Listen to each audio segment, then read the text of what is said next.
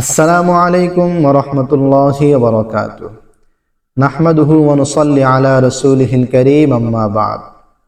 প্রিয় দর্শক, দেশ ও প্রবাসে যেখান থেকে দেখছেন শুনছেন সবাইকে আফিন্দি টিভির সহিহ সমাধান অনুষ্ঠানে স্বাগত জানাচ্ছি।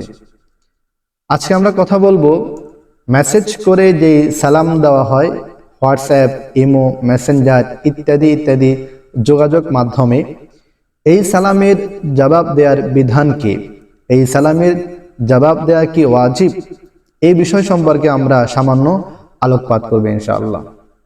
প্রিয় ভাই সব, মেসেজ করে যে সালাম প্রদান করা হয় আমরা দেখতে পাই এই সালাম দু ধরনের হতে পারে। একটি হচ্ছে নির্দিষ্ট কোনো ব্যক্তিকে উদ্দেশ্য করে সালাম প্রদান করা, যেমন আপনি হোয়াটসঅ্যাপে, ইমোতে, মেসেঞ্জারে ইত্যাদি ইত্যাদিতে আপনার একজন ফ্রেন্ডকে আপনি সালাম দিচ্ছেন, আসসালামু আলাইকুম, তাহলে আপনি একজন নির্দিষ্ট ব্যক্তিকে সালাম প্রদান করছেন। সেই ক্ষেত্রে এই সালামের জবাব দেওয়া অবশ্য ওয়াজিব এবং জরুরি। জবাবটা কিভাবে দিবেন সেটা দুভাবে আপনি দিতে পারেন। একটি হচ্ছে লিখিতভাবে, আপনি পাল্টা আবার মেসেজ করলেন ওয়া আলাইকুম আসসালাম, এটাও হতে পারে, অথবা মৌখিকভাবেও চাইলে আপনি জবাব দিতে পারেন ওয়া আলাইকুম আসসালাম ইত্যাদি এভাবে।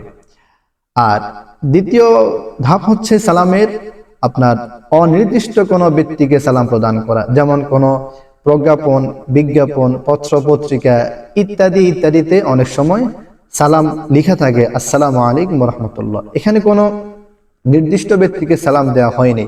অতএব এই সালামের জবাব দেওয়া আপনার উপর ওয়াজিব না, জরুরি না। তবে হ্যাঁ, চাইলে আপনি এই সালামের জবাব দিতে পারেন এবং এক্ষেত্রে আপনি অবশ্যই নেকির ভাগীদার হবেন। প্রিয় দর্শক, রিলেটেড ভাবে আমরা আরেকটা জবাব দিয়ে রাখি। অনেক ভাই আমাদের কাছে জানতে চান যে অনেক সময় দেখা যায় আমরা একই সময় সালাম দিয়ে ফেলি, একজন অপরজনকে একই সময় সালাম দিয়ে ফেলি, এই ক্ষেত্রে কি আমাদের আবার উত্তর দিতে হবে?